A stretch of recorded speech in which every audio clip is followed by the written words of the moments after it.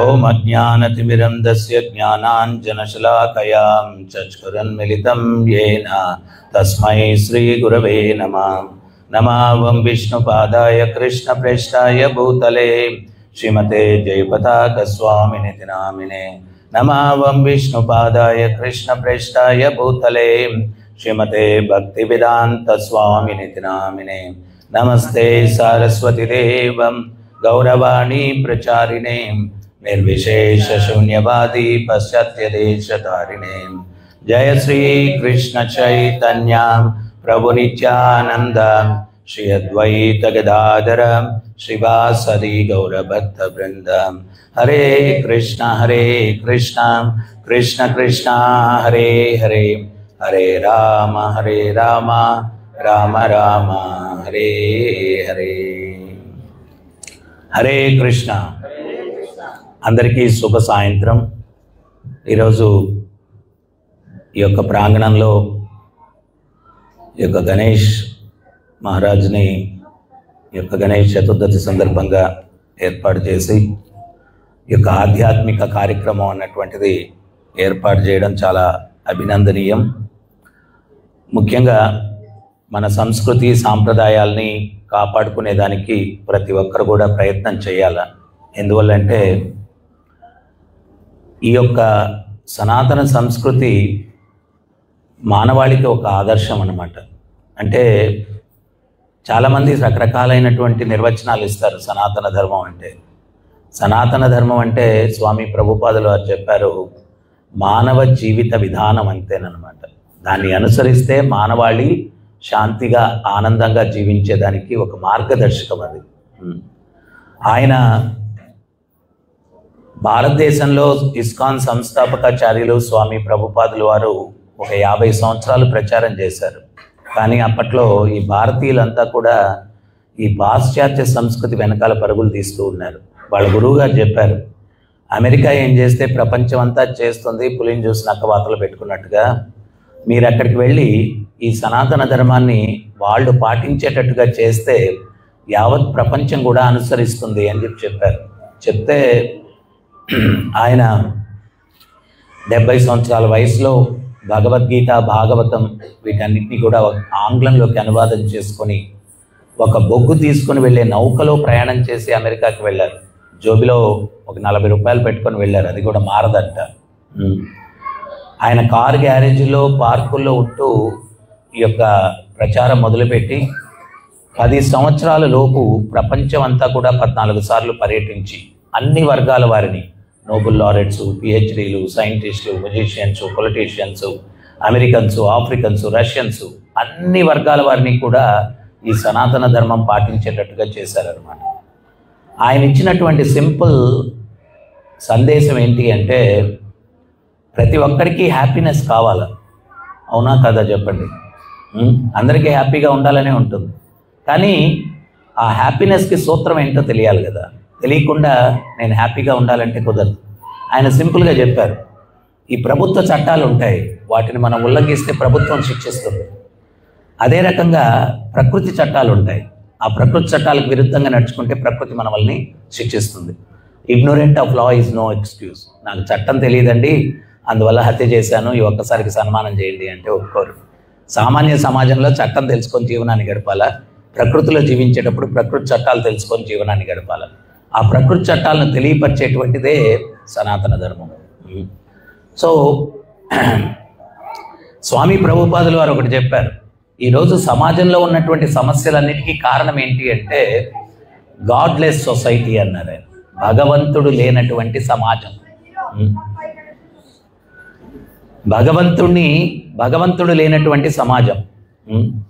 So ఈరోజు ఏంటి అంటే మనం టెక్నాలజీ వీటన్నిటిని కూడా బాగా విశ్వసించేసి అదేదో మనకు సుఖాన్ని ఇస్తుంది అన్నటువంటి ఉద్దేశంతో ప్రభుపాదులు వారు ఒక ఉదాహరణ ఇస్తారు। ఒక ఏనుగు మృత కళేబరం నదిలో కొట్టుకుని పోతూ ఉందంట, దాని మీద ఒక కాకి కూర్చునిందంట। ఆ కాకి కూర్చొని అది చాలా మంచి అద్భుతమైన ఎక్స్పీరియన్స్గా ఉంది, ఫ్లోటింగ్ ఎక్స్పీరియన్స్, నేనేం కష్టపడాల్సిన అవసరం లేదు, ఆకలి వేసినప్పుడు కొంచెం ఆ ఏనుగు శరీరాన్ని పొడుచుకొని తినేస్తే ఆహారము, తర్వాత మంచి ప్రయాణము, తర్వాత సీనిక్ ఏరియాలన్నీ కూడా చూసుకుంటూ బ్రహ్మాండంగా వెళ్ళిపోవచ్చు అని చెప్పి ఆ కాకి ఆ ఏనుగు మృతకళేబరి మీద కూర్చొని ప్రయాణం చేస్తూ ఉందంట. అది పోయి సముద్రంలో కలిసిందనమాట. ఆ అలలకి అట్లా ఇట్లా కొట్టుకొని పోయి నడి సముద్రంలోకి వెళ్ళిపోయింది ఇది ఏనుగు శరీరం. అక్కడికి వెళ్ళిన తర్వాత కొన్ని సొరచేపలు, తిమింగళాలు ఇవన్నీ కూడా ఆ ఏనుగు శరీరాన్ని పీక్కొని తినేసాయి. అప్పుడు ఈ కాకి రియలైజ్ అయ్యేసరికి దానికి షెల్టర్ లేదు, అది నడి సముద్రంలో ఉంది.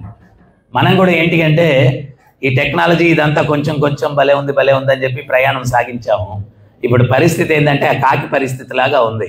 నడి సముద్రంలో ఉన్నాం, ఎట్ట బయటపడాలో తెలియట్లేదు, అసలు పిచ్చెక్కిపోతా ఉంది. ప్రతి దాని వల్ల కూడా కష్టాలే, ఇరుక్కుపోయాము, ఏం చేయాలో అర్థం కావట్లేదు. అట్లా ఉంది పరిస్థితి. సో ముఖ్యంగా ఏంటి అంటే భగవంతుణ్ణి మనం విశ్వసిస్తే, భగవంతుణ్ణి నమ్మినప్పుడు ఆయన ఇచ్చిన సందేశాన్ని కూడా నమ్ముతాం.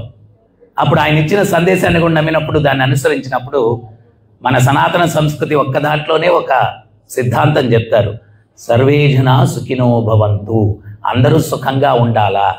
ఆ యొక్క భావనతోటి ప్రతి ఒక్కరూ సుఖంగా ఉండేటువంటి వాతావరణము సనాతన ధర్మాన్ని మనం అనుసరించినప్పుడే మనకు వస్తుందన్నమాట. ఈ రోజుల్లో భక్తి పెరిగింది అని అందరూ అంటూ ఉన్నారు. నేనైతే దానికి అంగీకరించనండి. ఎందువల్లంటే భక్తి పెరగలేదు, భయం పెరిగిందండి. భక్తి అంటే ఏంటి అంటే భగవంతుడు చూపించిన మార్గంలో నడుచుకునేదాన్ని భక్తి అంటారు. భయం ఏంటి అంటే ఏదో పాపాలన్నీ చేసేస్తున్నాం, వారానికి ఒకసారి ఏదో పూజ గీజ చేసుకుంటే ఏదైనా మంచి జరుగుతుందేమో అనేటువంటి ఒక వాతావరణం. అంతేగాని ఆ భగవంతుడు చెప్పింది నేను అనుసరించాలా అనేది లేదు. తర్వాత ఇంకోటి ఏంటి అంటే అందరూ ఏదో భక్తి చేస్తున్నారు, నేను కూడా చేస్తాను, ఒక రాయి వేస్తాం, తగిలితే తగిలింది, లేకపోతే లేదు. పూర్తి విశ్వాసం కూడా లేదు భగవంతుని మీద. పూర్వానికి ఎవడో కృష్ణుడిని భక్తి చేసుకుంటున్నాడంట. ఒక సంవత్సరం వ్యాపారంలో నష్టం వచ్చిందంట. నష్టం వస్తే తన తోటి వ్యాపారస్తుడితో చెప్పుకున్నాడు, నాకు వ్యాపారంలో నష్టం వచ్చింది అన్నాడు. నువ్వు ఎవరిని పూజిస్తావు అన్నాడు. కృష్ణుడిని పూజిస్తానన్నాడంట వాడు.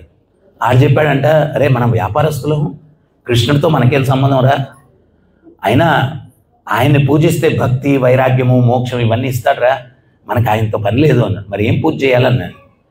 ఆయన భార్య ఉంది కదా లక్ష్మి, ఆమెను పూజించాలా అన్నాడు అంటే.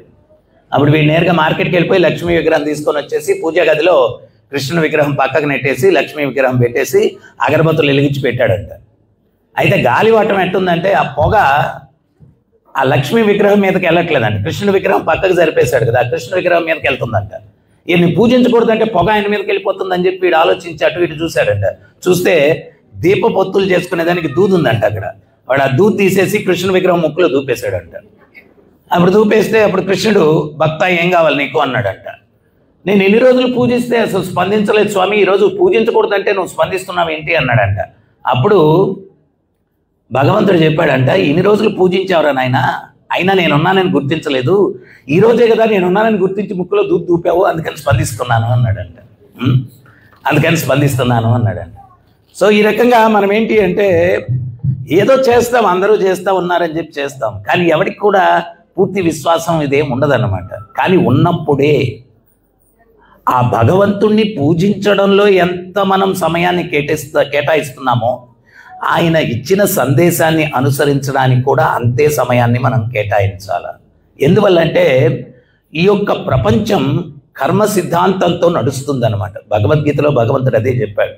చాలామంది ఏమనుకుంటారంటే మంచి జన్మలు, చెడు జన్మలు, వీటన్నిటికీ కారణం ఏంటి, సుఖదుఖాలకు కారణం ఏంటి? భగవద్గీతలో భగవంతుడు వీటన్నిటికీ సమాధానాలు చెప్పాడు. కారణం గుణసంగ దోషం అసద్యోనిషు జన్మచు. మంచి జన్మలు, చెడు జన్మలు ఎత్తడానికి కారణం ఏంటి అంటే వాడు చేసిన కర్మలు. కర్మలు దేని బట్టి చేస్తాడు? వాళ్ళు ఉండే గుణాలు దేని బట్టి వస్తాయి? సంగ దోషం, సాంగత్యం వల్ల వస్తాయన్నమాట. సో మనం జీవితంలో మంచి అయినా చెడైనా కానీ మనం చేసుకున్న కర్మలను బట్టే ఇదంతా కూడా. Every action there is an equal and opposite reaction. ప్రతి చర్యకు సమానమైన ప్రతిచర్య ఉంటుందన్నమాట. సో మనం ఏంటి అంటే ఇవన్నీ అర్థం చేసుకోకుండా, లాస్ ఆఫ్ నేచర్ అర్థం చేసుకోకుండా జీవితాన్ని పిచ్చి పిచ్చిగా గడిపేసి, చాలామంది కూడా, మీరు కూడా అనుభూతి చెందుంటారు, నాయన భగవద్గీత చదవండి లేకపోతే అది ఇది అంటే, గురువుగారు అప్పుడే దేనికండి, 60-70 సంవత్సరాల తర్వాత కదా అంటే, ఏదైనా యంత్రం వాడేదానికి ముందే మాన్యువల్ చదవాలి, కానీ దాన్ని ఎట్ట వాడాలో తెలియక పిచ్చి పిచ్చిగా వాడేసి చెడిపేసి ఇప్పుడు నేను మాన్యువల్ చూస్తానంటే ఉపయోగం ఏముంది? స్వామి ప్రభుపాదులు వారు చెప్తారు, భగవద్గీత అన్నటువంటిది మానవ యంత్రానికి మాన్యువల్ అంటారు. ఆ మాన్యువల్లో ఈ యంత్రాన్ని ఎట్లా వాడితే ఆర్థికంగా, మానసికంగా, ఆరోగ్యపరంగా, సాంఘికంగా, ఆధ్యాత్మికంగా ఏమీ రిపేర్లు లేకుండా ఈ మానవ యంత్రం ఎట్లా స్మూత్గా నడుస్తుంది అన్నటువంటి సత్యాలే ఉన్నాయి దాంట్లో. అంతకుమించి ఇంకేం లేదు. మేము ఇస్కాన్ తరపున 12 సంవత్సరాల కిందట 2 రాష్ట్రాలు కలిసి ఉన్నప్పుడు భగవద్గీత మీద విద్యార్థులకి ఒక ఎగ్జామ్ కండక్ట్ చేసామన్నమాట. 40,000 మంది విద్యార్థులు పాల్గొన్నారు. మన సుబ్రహ్మణ్య మైదానంలోనే ప్రైజ్ డిస్ట్రిబ్యూషన్ కార్యక్రమం పెట్టాం. నెల్లూరు జిల్లా, కడప జిల్లా 2 విద్యార్థులు ముస్లిం సోదరులకి డిస్ట్రిక్ట్ ఫస్ట్ వచ్చింది. ఆ నెల్లూరు జిల్లా నుంచి డిస్ట్రిక్ట్ ఫస్ట్ వచ్చిన పిల్లవాడు నాకు 2 నిమిషాలు మాట్లాడేదానికి అవకాశం ఏంటి అని అడిగారు. మన ఆర్గనైజర్స్ అంతా వాడు మహమ్మదీయుడు, ఏం మాట్లాడతాడో ఏమో అని కొంచెం డౌట్ ఎక్స్ప్రెస్ చేస్తే, విషయం నా దాకా వస్తే వేదిక మీదకి పిలవండి అని చెప్పాను. ఆ పిల్లవాడు మైక్ తీసుకొని ఏం మాట్లాడాడంటే, మా పెద్దలు భగవద్గీత మన మతానికి సంబంధించింది కాదు, చదవకూడదు అని చెప్పేవాళ్ళు. కానీ ఇస్కాన్ వాళ్ళు స్టేట్ ఫస్ట్ ప్రైజ్ 1,08,000 పెట్టేసరికి నాకు చాలా టెంప్టేషన్ ఉండింది. పార్టిసిపేట్ చేశాను, చదవడం మొదలుపెట్టాను. కానీ చదివిన తర్వాత నాకు అర్థమైన ఒక సత్యం ఏంటి అంటే, మా పెద్దలు చెప్పిన మాట అసత్యము, తప్పు. ఎందువల్లంటే భగవద్గీత మొదటి నుంచి చివరి వరకు ఇది మన మతానికి సంబంధించింది కాదు అన్నారు వాళ్ళు. కానీ మతం అన్న పదమే లేదు భగవద్గీతలో మొదటి నుంచి చివరి వరకు. మతం అన్న పదమే లేదు. తర్వాత ఇది చదివిన తర్వాత నాకు ఒకటి అర్థమైంది. ఏంటి అంటే, హింస లేనటువంటి జీవితాన్ని గడపాలా. నేను మాంసాన్ని భుజించడం మానేశాను. తర్వాత నాకు ఇంకొకటి అర్థమైంది, ఇది మానవాళికి మార్గదర్శకం, గైడ్ బుక్ ఇది. తర్వాత మిమ్మల్ని అందరినీ నేను ఒకటి రిక్వెస్ట్ చేసుకుంటూ ఉన్నాను. ఏంటది అంటే, చర్చిలకు వెళ్ళేటప్పుడు బైబిల్ తీసుకెళ్తారు, మసీదులకు వెళ్ళేటప్పుడు ఖురాన్ తీసుకెళ్తారు. ఇన్ని హిందూ దేవాలయాలు ఉన్నాయి, ఒక్క హిందువు భగవద్గీత తీసుకుని దేవాలయంకి వెళ్ళడం నేను చూడలేదు. అది జరిగిన రోజు ప్రపంచం అంతా శాంతిగా ఉంటుంది అని చెప్పి స్టేజ్ దిగేశాడు. ఒక్కసారి అది చదివితే అతనిలో కలిగినటువంటి పరివర్తన, మార్పు అన్నమాట. ఈరోజు మనం సొసైటీలో పాదచారుల నుంచి అంతరిక్షం దాకా టెక్నాలజీ పెరిగింది. కానీ నిజాయితీగా మన హృదయం మీద చేపెట్టుకొని మనల్ని మనం ప్రశ్నించుకుంటే, టెక్నాలజీ అయితే పెరిగింది కానీ ఆనందం మాత్రం తరిగిపోయిందని ప్రతి ఒక్కరు కూడా అంగీకరించాల్సిందే. కారణం ఏంటి అంటే, టెక్నాలజీ నుంచి ఆనందం రాదు, వ్యక్తుల యొక్క నడవడిక నుంచి ఆనందం వస్తుందన్నమాట. ఎందువల్లంటే మనం సభ్య సమాజంలో ఉన్నాం కాబట్టి ఎవరు ఎట్లా బిహేవ్ చేస్తారు అనే దాన్ని బట్టి మన ఆనందం ఉంటుంది, మన యొక్క పీస్ ఆఫ్ మైండ్ ఉంటుంది. ఒక 20 కుక్కలను గదిలో పెట్టి silence please love each other అని బోర్డులు పెడితే ఏమైనా ఉపయోగం ఉంటుందో చెప్పండి? అవి కాట్లాడుకుంటాయి. సో అట్లాగే మనిషిలో ఉన్న మృగత్వం, మనిషిలో ఉన్న రాక్షసత్వం ఉన్నటువంటి వ్యక్తులు ఉన్నటువంటి సమాజంలో శాంతి ఉండదు. ఆ మనిషిలో మృగత్వం, మనిషిలో రాక్షసత్వం పోవాలంటే ఖచ్చితంగా ఆధ్యాత్మికత అన్నటువంటిది ఉండాలా. అది ఉన్నప్పుడే సమాజంలో వ్యక్తులు ఆనందంగా జీవితాన్ని గడిపేదానికి అవకాశం ఉందన్నమాట. సో భగవద్గీత అన్నటువంటిది 5 అంశాల గురించి వివరిస్తుందన్నమాట. ఆత్మ, పరమాత్మ, ప్రకృతి, కాలము, కర్మ. ఈ 5 విషయాల గురించి తెలియపరుస్తుంది. ఆ 5 విషయాల్లో మనిషికి మార్గదర్శకాన్ని ఇస్తుంది. దాన్ని ఎవడైతే అనుసరిస్తాడో, ప్రతి ఒక్క వ్యక్తి అనుసరించిన వ్యక్తి ప్రతి అడుగులో కూడా పూర్ణ అమృతాన్ని ఆస్వాదించినంత ఆనందంతో జీవితాన్ని గడిపేదానికి అవకాశం ఉందన్నమాట. అయితే మనం దురదృష్టం ఏంటి అంటే, మన యొక్క అవగాహన 70 సంవత్సరాల తర్వాత, అంటే అన్నీ పడి కష్టాలన్నీ పడిపోయి అన్నీ ఇంకా శరీరం దేనికి పనికిరానప్పుడు అప్పుడు చూద్దామని చెప్పి భగవద్గీత అనుకుంటూ ఉన్నాం అనమాట. ఆ అపోహ తొలగించి, ఇంకా దురదృష్టం ఏంటి అంటే, ఈ మధ్య కాలంలో చనిపోయిన శవాలను తీసుకెళ్లే బండ్ల మీద మాత్రమే భగవద్గీత పరిమితం చేసేస్తూ ఉన్నారు. దానివల్ల ఉపయోగం ఏముంది? అరే అసలు ఆల్రెడీ పోయాడు, పోయినోడికి ఏం చెప్పి ఉపయోగం ఏముంది చెప్పండి? సో అది మన జీవితంలో వినియోగించుకునేటువంటి జ్ఞానం, అది వినియోగించుకునేటువంటి జ్ఞానం. మనకు ఒక్కోసారి అనిపిస్తుంది, గురువులు వీళ్ళందరూ ఏదో ఇట్లా చెప్తా ఉంటారు, మనకేముంది దీంట్లో, ఏం పని ఉంది అని చెప్పి అనిపిస్తుంది ఒక్కోసారి. కానీ ఒక విషయం చెప్తాను. ఒక రాజు దగ్గర 3 మంత్రులు ఉన్నారంట. ఆ 3 మంత్రులకి రాజు 3 పెద్ద గోనె సంచులు ఇచ్చాడంట. ఇచ్చి, మన అంతఃపురం పక్కనే పెద్ద తోట ఉంది కదా, ఆ తోట నిండుకు మంచి పండ్లు ఇవన్నీ ఉన్నాయి, జీడిపప్పు, బాదం పప్పు, పండ్లు అన్నీ ఉన్నాయి, మంచివన్నీ ఈ సంచుల్లో నింపుకొని రండి అన్నాడంట. ఒక మంత్రి వెళ్ళాడు, మంచివన్నీ నింపుకొని వచ్చాడు. ఇంకో మంత్రి వెళ్ళాడు. రాజుండే బిజీ షెడ్యూల్లో మంచి చెడ్డవి అని మన వాళ్ళని ఏమైనా తనిఖీ చేస్తాడా? ఏం దొరికితే అది నింపేసుకుంటే పోద్ది కదా అని మంచి చెడ్డవి అన్నీ నింపుకొని వచ్చేసాడంట. ఇంకోటి ఇంకా తెలివైనడు, అసలు తోటకెళ్ళడం దేనికి, అంతఃపురం ముందున్న చెత్త కుండీలో చెత్త నింపేసుకుంటే రాజు ఏమన్నా చూస్తాడా అని చెప్పి వాడు చెత్త కుండీలో చెత్త నింపేసుకొని వచ్చేసాడంట. ముగ్గురు గోను సంచులు నింపుకొని వచ్చి నిలబడ్డారు. అప్పుడు రాజు అన్నాడంట, మొన్నటి రోజున మీరు ముగ్గురు నాకు అపరాధం చేశారు, దానికి పర్యవసానంగా మీ ముగ్గురిని కూడా 4 రోజులు జైల్లో పెడుతున్నాను. మీరు ఏదైతే సంచుల్లో సేకరించుకొని వచ్చారో అది తింటూ మీరు గడపాలా అన్నాడంట. అవి తింటూ మీరు గడపాలా అన్నాడంట. వీళ్ళందరూ వాడు మంచి నింపుకొని వచ్చాడు, ఆడు హ్యాపీగా ఒక రిసార్ట్లో ఉన్నట్టుగా అవి తింటూ గడిపేశాడు. రెండో వాడు ఏంటంటే సగం మంచి అయిపోయాయి, ఆ చెడ్డయి కుళ్ళిపోయినవి 5 తినేసి అనారోగ్యం అయిపోయి వాడు చచ్చాడు. మూడో వాడు అసలు తినడానికి ఏముంది, చెత్త నింపుకొని వచ్చాడు. ఇది చెప్పి ఆచార్యులు ఏం చెప్తారు అంటే, ఆ సంచుల్లో నింపుకునేది కర్మఫలాలు. భగవంతుడు చూశాడా, గురువుగారు చూశారా, ఇది ఎవరేం చూస్తున్నారు? అరే అవి నువ్వు ఏదైతే నింపుకుంటున్నావో కర్మ, అది నువ్వే భోగించాలి. అందుకనే వాటిని ఏమన్నారంటే కర్మఫలాలు అన్నారు. నువ్వు చేసిన కర్మ నువ్వే అనుభవించాలి. మంచి కర్మ చేస్తే దాని ఫలితాలు నువ్వే అనుభవించేది, వేరేవాడు కాదు. మొదటోడు శుభ్రంగా మంచివన్నీ నింపుకున్నాడు, ఏమైంది, హ్యాపీగా ఎంజాయ్ చేశాడు. రెండో వాడు సగం మంచివి సగం చెడ్డవి, మనలాంటి వాళ్ళు. అంటే కొన్ని మంచి పనులు చేస్తాం, కొన్ని చెడ్డ పనులు చేస్తాం. సో కొంత మంచి వస్తుంటుంది లైఫ్లో, కొంత మళ్ళీ ఆ మంచి అబ్బా బాగుంది లైఫ్ అనుకునే లోపల మళ్ళీ ఏడుపు ఒకటి వచ్చేస్తుంది, ఏదో ఒక కష్టం వచ్చేస్తుంది. సో సగం మంచివి సగం చెడ్డవి. లాస్ట్ వాడు అసలు పనికి మాలినాడు, ఇంక వాడు ఏమీ లేదు ఎంజాయ్ చేయడానికి లైఫ్లో, అంతా చెత్తే. సో ఇవన్నీ కూడా ఇంతకు ముందు రోజుల్లో ఏంటి, ఆచార్యులు సాయంత్రం అయితే ఇంతకుముందు పెద్ద కాలక్షేపాలు ఏమి ఉండేటివి కాదు. టీవీలు, రేడియోలు, ఈ సెల్ ఫోన్లు ఏం లేవు. వాళ్ళు ఏంటంటే ఉద్యోగమో వ్యాపారమో చేసుకున్న తర్వాత సాయంత్రం అయితే గుడి ఉండేది, ఆ గుడిలోకి పోతే భజన కీర్తన ఇవన్నీ చేసుకొని ఏదో ఇట్లాగే ఉపన్యాసాలు జరుగుతుంటే వినేసి, అది ఏదైతే వాళ్ళ జీవితంలో 1-2 పాయింట్స్ ప్రతి ఉపన్యాసంలో ఎవరికి కావాల్సిందో వాడికి దొరికేసేది మెసేజ్, అది ఉపయోగించుకొని హ్యాపీగా లైఫ్ని లీడ్ చేసేవాడు. ఇప్పుడు చెప్పేవాడు లేడు, వినేవాడు లేడు. గుడికి వెళ్తే మళ్ళీ ఒక సెంటిమెంట్, అక్క గుడికి వెళ్తే కూర్చోవాలంట అక్క అని చెప్పి వంగి లేచి వెళ్ళిపోతూ ఉంటారు. ఎందుకు కూర్చోవాలో ఎవరికి తెలియదు. ఒకవేళ పొరపాటును కూర్చున్నా కూడా ఇంతకు ముందు రోజుల్లో ఎందుకు కూర్చునేవాళ్ళు అంటే, భగవంతుడిని దర్శించిన తర్వాత అక్కడ సాధువులు ఏదో ఇట్లా ధర్మం గురించి చెప్తూ ఉంటే వినడానికి కూర్చునేవాళ్ళు. ఇప్పుడు చెప్పేవాళ్ళు లేరు, వినేవాళ్ళు లేరు. అదొక సెంటిమెంట్. అక్క కూర్చోవాలంట అక్క గుడికి పోతే అటు వంగి లేచి వెళ్ళిపోతూ ఉంటారు. ఒకవేళ కూర్చున్నా కానీ రామేశ్వరం పోయినా శనేశ్వరం పోనట్టు వాళ్ళంతా కూడా వాళ్ళు కొట్లాడుకున్నారంట కదా, నేను గుడికి వచ్చి చాలా రోజులు అయిందిలే నాకు తెలియదులే అంటారు. సో అక్కడికి వెళ్ళి మనం చర్చించుకునేది అది ఎక్కడైనా ఉంటాయి, వాటి గురించి కాదు అక్కడ చర్చ. జీవిత పరమార్థం ఏంటి, జీవితానికి ఒక మార్గదర్శకం ఏంటి, ఇవి మనం మందిరంలో తెలుసుకోవాల్సినటువంటి జ్ఞానం అన్నమాట. సో అందువల్ల మనం ఏంటి అంటే, ఈ యొక్క ప్రతి ఒక్క వ్యక్తి వాడు చేసుకున్నటువంటి కర్మను బట్టే వాడికి మంచి ఫలితమా చెడు ఫలితమా ఇవన్నీ కూడా ఉంటాయన్నమాట. ఈ మధ్య కాలంలో నేను ఒకటి గమనిస్తూ ఉన్నాను, ఏంటది అంటే, మనందరం కూడా సోల్స్ అన్నమాట, ఆత్మకి మనం ఆహారం ఇవ్వట్లేదు కాబట్టి ప్రాపంచికంగా ఎన్ని చేసినా కానీ సాయంత్రం అయితే ఏదో ఒక అసంతృప్తి. ప్రభుపాద స్వామీజీ చెప్తారు, నీటిలో నుంచి చేపను బయటకు తీసి పంచపక్ష పరమాణాలు పెట్టండి, ఎయిర్ కండిషన్ రూమ్ ఇవ్వండి, దూరదర్శనం చూపించండి, అది చాలా హ్యాపీగా ఉంటుంది. అవునా? ఎందుకండి ఇన్ని ఇస్తున్నారు కదండి,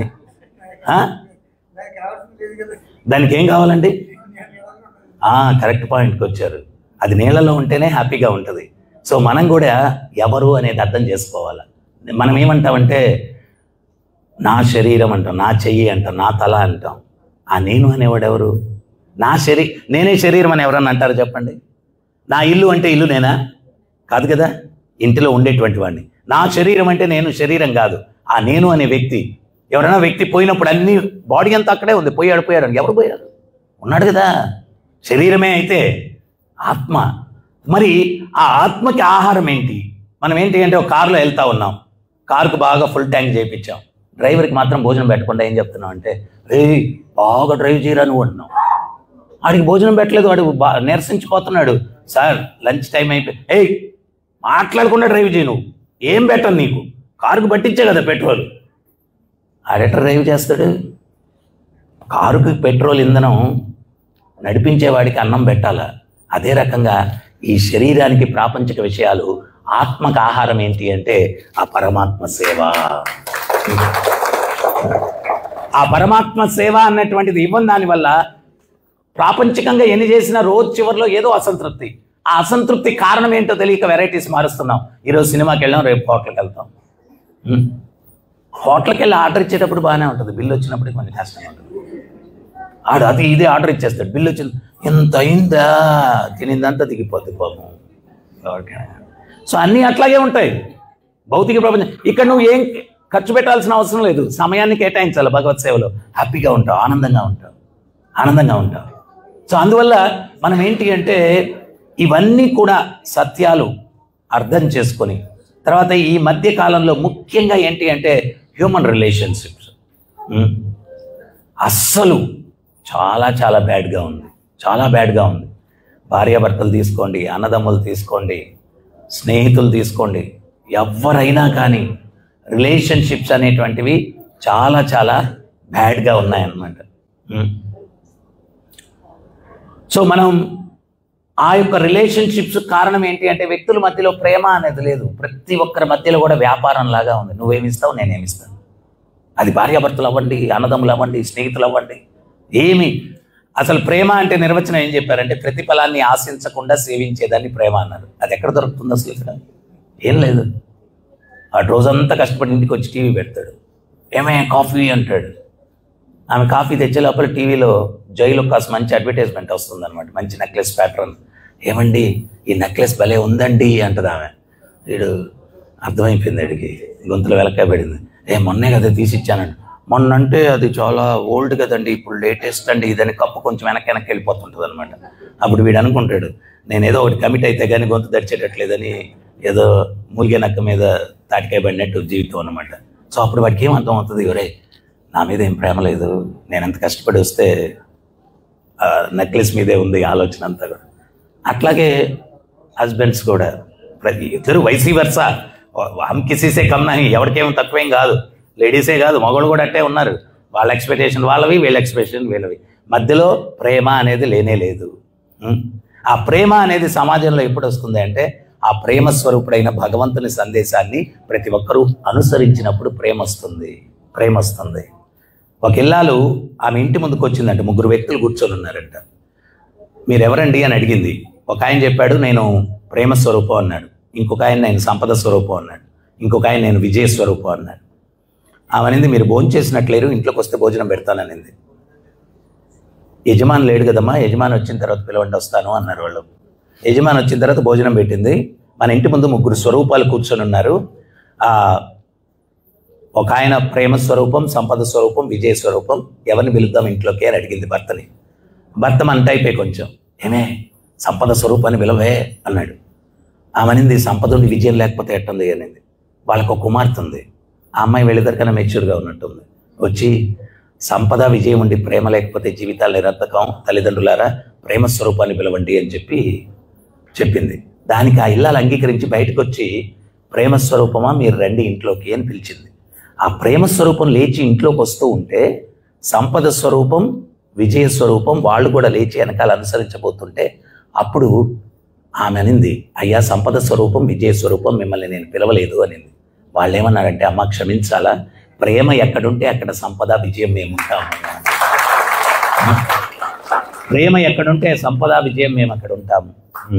సో అందువల్ల మనం ఏంటి అంటే స్వామి ప్రభుపాదులు వారు ఒకటి చెప్పారు, మనిషి మనుగడ కోసం ఆధ్యాత్మికతను భౌతికాన్ని 2 విడదీయడానికి లేదు.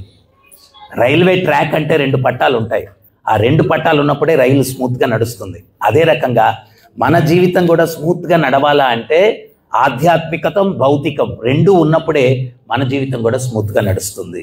సో ఈరోజు మనుషులు విరక్తి చెందడానికి కారణం ఏంటి అంటే వ్యక్తుల మధ్యలో ప్రేమ, అనురాగాలు, ఆప్యాయతలు ఇవన్నీ కూడా లేని దానివల్ల ఏదో జీవితాలను గడుపుతున్నారు కానీ కంటెన్మెంట్ అంటే సంతృప్తికరమైనటువంటి జీవితాల్ని మనం గడపలేకుండా ఉన్నాం అన్నమాట.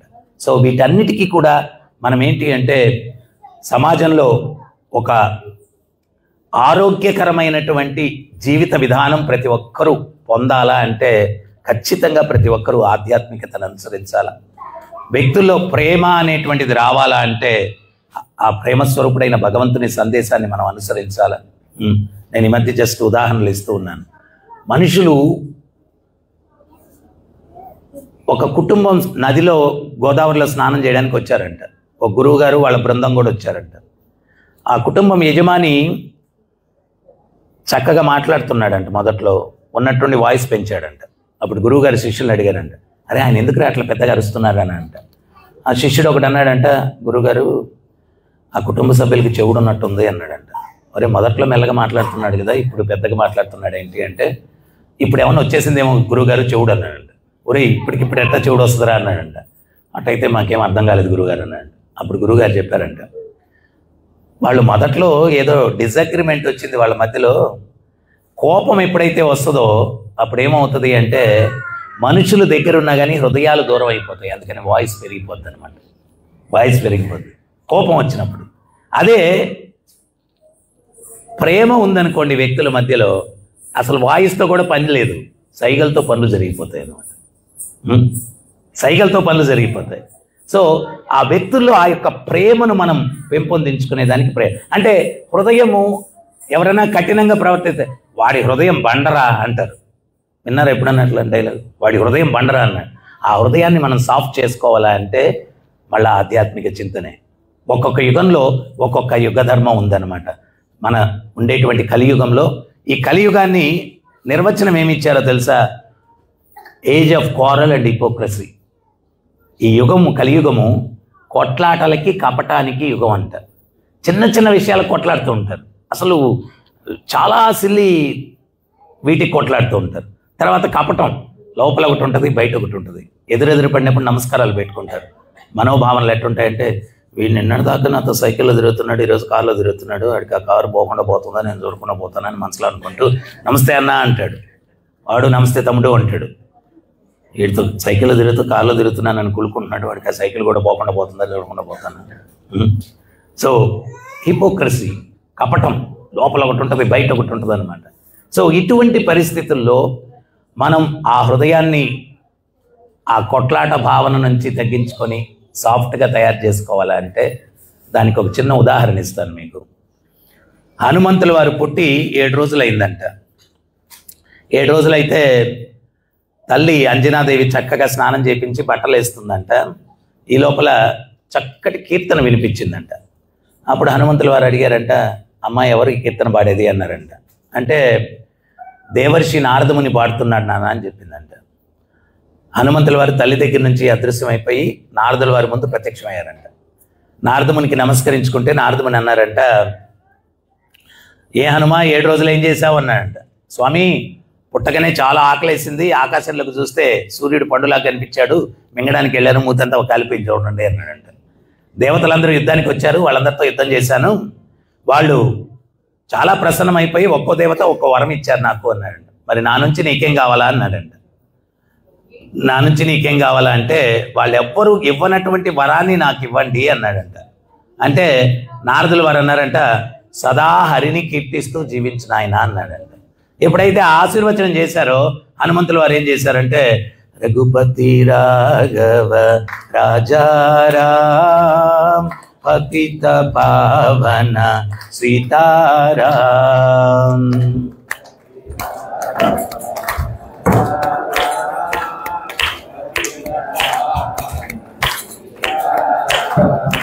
రఘుపతి రాఘవ రాజారాం పతిత పావన సీతారాం.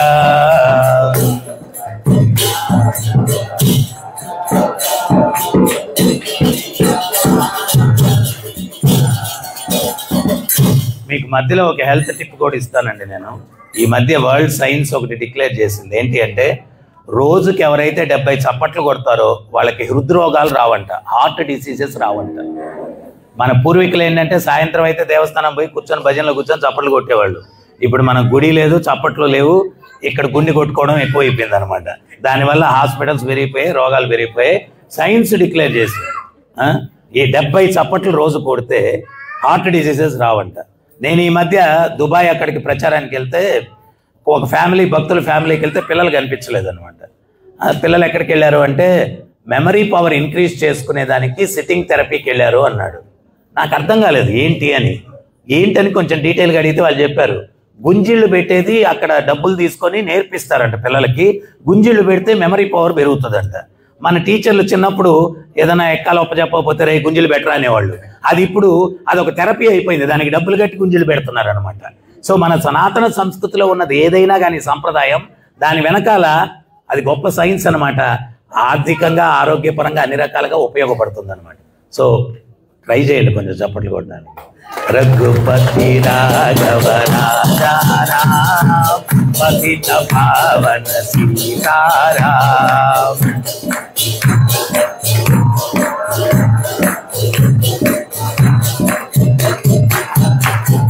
రఘుపతి రాఘవ రాజారాం పతిత పావన సీతారాం.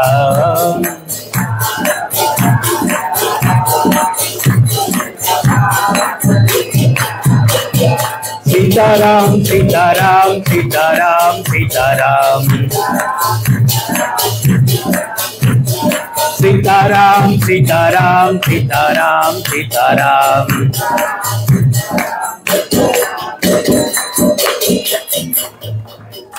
ఆయన హనుమంతుడు కీర్తన చేస్తుంటే నారదుల వారు ఒక బండ ఒకటి ఉండిందంట, దాని మీద కూర్చొని ఆయన వేణి ఇంకో బండ ఉంటే పక్కన దాని మీద పెట్టాడంట.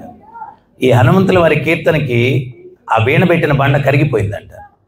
ఆ వీణ ఒక చిన్న పడవలాగా తేలుతా ఉందంట. కొన్ని గంటలు అయిపోయిందంట కీర్తన.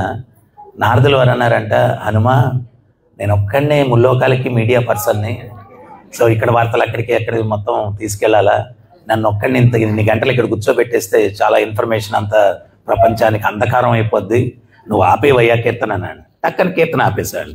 ఆపేయంగానే ఆ బండరాయి ద్రవ పదార్థంగా మారింది కదా, అది మళ్ళీ ఘనపదార్థం అయిపోయిందంట. ఆ వీణ దాంట్లో చిక్కుపోయిందంట. చాలామంది అడుగుతారు, అయ్యా యుగధర్మం హరినామ సంకీర్తన నామం చేయండి అంటే, గురువుగారు ఎన్ని రోజులు చేయాలా అంటారు. ఏ రోజు చేస్తే ఆ రోజు సాఫ్ట్గా ఉంటుంది, చేయకపోతే ఇట్లాగా హార్డ్ అయిపోద్ది అనమాట. ఇట్లాగా హార్డ్ అయిపోతే అన్ని ప్రాబ్లమ్సే. మనం మాట్లాడేది హార్డ్గా ఉంటుంది, చేసే పని హార్డ్గా ఉంటుంది, మళ్ళా మనకు రివర్స్లో హార్డ్నెస్సే ఉంటుంది లైఫ్లో. సో అందుకని జీవితం చివరి వరకు చేసుకుంటూ ఉండాలా, ఇది సాఫ్ట్గా ఉండాలా, దాంట్లో నుంచి వచ్చేటువంటి పనులన్నీ కూడా సాఫ్ట్గా ఉండాలా అంటే. సో హనుమంతుల వారిని నారదుల వారు అన్నారంట, మళ్ళీ కీర్తన చేయవయ్యా, నేను వీణ తీసుకోవాలన్నాడంట. ఈయన తుర్రని పరిగెట్టుకుంటే ఇంట్లోకి వెళ్ళిపోయాడంట. ఒక గదిలో నుంచి ఇంకో గదిలోకి మొత్తం తిరుగుతూ ఉన్నాడంట. తిరుగుతూ ఉంటే ఈయన వెనకాల పరిగిస్తున్నాడంట, హనుమా కీర్తన చేయవయ్యా అని. రన్నింగ్ రేస్ అనమాట. ఈ లోపల అంజనాదేవి తల్లి చూసి నారదు మనకి నమస్కరించుకుని, ఏంటి స్వామి అంటే జరిగింది చెప్పాడంట. చెప్తే హనుమ సాధువులతో వేళాకోళాలు ఆడొచ్చా ఏంటి నువ్వు చేసేదనిందంట. అంటే అప్పుడు ఆయన వినమ్రంగా వచ్చి, అమ్మ వేళాకోళాలు వెటకారాలు కాదమ్మా, మీ నోటి నుంచే విన్నాను, ఇటువంటి మహాత్ముల పాదం ఎక్కడ మోపితే ఆ ప్రదేశం పుణ్యతీర్థం అవుతుందని, పుణ్యక్షేత్రం అవుతుందని, మన ఇల్లంతా తిప్పిస్తే మన ఇల్లంతా పుణ్యతీర్థం అవుతుందని ఇల్లంతా తిప్పిస్తున్నాను, వేళాకోళాలు వెటకారాలు. స్వామి ప్రభుపాదుల వారు మహానుభావుడు. ఆయన 70 సంవత్సరాల వయసులో ఏ దేశం వెళ్తే, ఏ నగరం వెళ్తే అక్కడ రాధాకృష్ణ మందిరాలు వెలిసాయి. ప్రపంచమంతా కూడా ఈరోజు దగ్గర 3000 ఇస్కాన్ సెంటర్స్ ఉన్నాయి. ఎన్నో లక్షల మంది జీవితాల్లో మార్పు వచ్చి వాళ్ళందరూ ఆనందంగా జీవితాన్ని గడుపుతున్నారు. అటువంటి మహాత్ముడు అనమాట. ఇక్కడ 2 విషయాలు, సాధువు యొక్క ఇంపార్టెన్సు, ఇంకోటి ఏంటంటే హృదయం సాఫ్ట్ కావాలంటే మనం ఆ భగవత్ నామాన్ని కీర్తన చేయాలి రోజు. తర్వాత ఇంకోటి ఏంటి అంటే 2 చేతులు కలిపితే ఇక్కడ కొంచెం సేఫ్టీ ఉంటుంది అనమాట, హార్ట్కి సేఫ్టీ ఉంటుంది. అది నేను చెప్పింది కాదు, అది సైన్స్ ఈరోజు డిక్లేర్ చేసింది అనమాట. దాన్ని కూడా అనుసరిస్తే ఏం లేదు, మీకు వీళ్ళు మంత్ర కార్డు ఇస్తారు. ఆ కార్డు తీసుకొని రోజు మీరు స్నానం చేసి పూజా గదిలో ఉన్నప్పుడు ఆ హరే కృష్ణ మంత్రం ఒకే ఒక మంత్రం జీవితంలో ఒక్కసారి నేర్చుకుంటే ఇంక బోల్డ్ అని మంత్రాలతో పని లేదు మనకు. అదొక్కటి కలిసంతరపున ఉపనిషత్తులో అది చెప్పారనమాట. ఆ మంత్రం నేర్చుకొని 70 చేయండి, మళ్ళీ ఎక్కువ చేస్తే ప్రాబ్లం మనకు. కరెక్ట్గా 70. ఆ మంత్రం చెప్పుకుంటూ హరే కృష్ణ కృష్ణ కృష్ణ హరే హరే, హరే రామ రామ హరే హరే.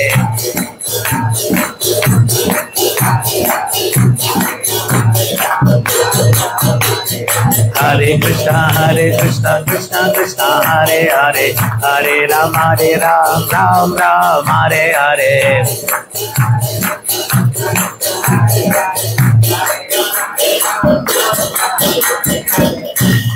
అంటే కొంతమంది వితండవాదులు కూడా ఉంటారు. భలేవాళ్ళే గురుగారు, ఏం చప్పట్లు కొట్టాలి, హాస్పిటల్ చాలా ఉన్నాయి, అది ఇది మాకేం పర్లేదు అంటారు. ఓకే, యాపిల్ కంపెనీ సంస్థాపకుడు స్టీవ్ జాబ్స్ అని చెప్పి, ఆయనకి లాస్ట్ స్టేజ్లో క్యాన్సర్ వచ్చిందంట. ఆయన ఒక మంచి వండర్ఫుల్ స్టేట్మెంట్ ఇచ్చాడు. ఏమిచ్చాడంటే, డబ్బు బాగా ఉంటే ఒక హాస్పిటల్ కొనేయచ్చు, లేకపోతే ఒక వార్డు కొనేయచ్చు, లేకపోతే డాక్టర్ని కొనేయచ్చు, వైద్యాన్ని కూడా కొనేయచ్చు. కానీ ఒక్కటి మాత్రం మీరు కొనలేరు, నొప్పి అనుభవించేవాడిని మాత్రం కొనలేరు, అది మీరే అనుభవించాలా అన్నాడు. నొప్పి అనుభవించేవాడిని మాత్రం కొనలేరు, అది మీరే అనుభవించాలా అన్నాడు. సో ఆ పాయింట్ కోసం మనం ఏం చేయాలంటే, హరే కృష్ణ కృష్ణ కృష్ణ హరే హరే, హరే రామ రామ రామ హరే హరే.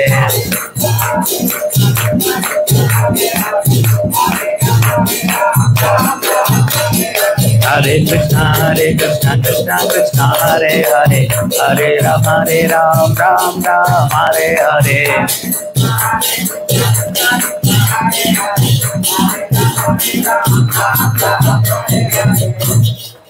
చివరిగా మీకు భగవంతుని యొక్క నామం అనేటువంటిది కలిపురుషుడే స్వయంగా చెప్తాడనమాట. ఆ నామం చేస్తే కానీ కలియుగంలో నా ప్రభావం నుంచి మీరు తప్పించుకోలేరు.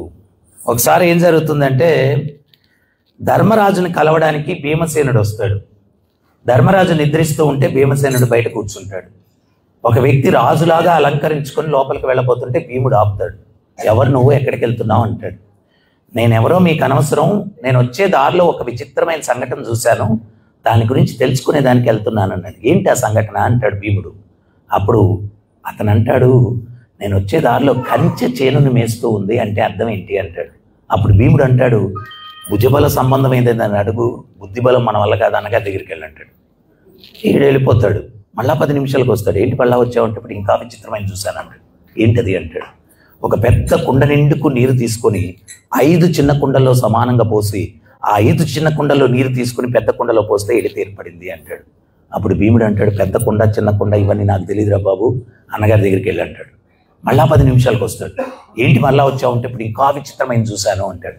ఏంటది అంటాడు. కొంతమంది వ్యక్తులు సూది రంధ్రంలో ఏనుగును దూర్చడానికి ప్రయత్నిస్తున్నారు. ఏనుగు దూరం వెళ్ళిపోయింది, తోక చిక్కుంది, అంటే అర్థం ఏంటి? ఒరే, ఏనుగు దూరం వెళ్ళిపోవడం ఏంటి, తోక చిక్కుకోవడం ఏంటి, మరి అదే జరిగింది, దానికి అర్థం ఏంటి అంటాడు.